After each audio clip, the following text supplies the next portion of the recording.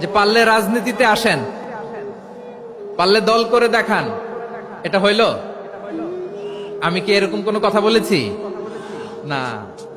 আমি একজন মুফাসসিরে কোরআন, আমি একজন আলেম, এর বাইরেও আমার সবচেয়ে বড় পরিচয় আম আ সিটিজেন অফ বাংলাদেশ।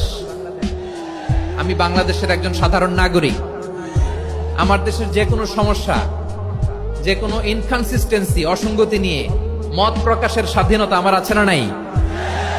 আপনারাই তো বাক স্বাধীনতার কথা বলেন, ফ্রিডম অফ স্পিচের কথা বলেন, বাক স্বাধীনতার কথা বলেন। আপনারাই যদি আবার কোন মন্তব্যের কারণে বলেন যে রাজনীতির মাঠে আসেন, দল করেন, দেখি কতটুকু পারেন, এটা ঠিক হবে না।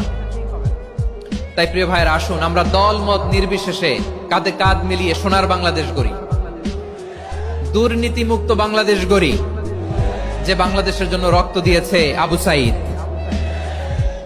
যে নতুন ভোরের বাংলাদেশের জন্য রক্ত দিয়েছে মুগ্ধরা, যে নতুন বাংলাদেশের জন্য রক্ত ঝরিয়েছে 24-এর যে গণ অভ্যুত্থানের প্রত্যেকটি শহীদের আওয়াজ করে বলেন ঠিক কিনা?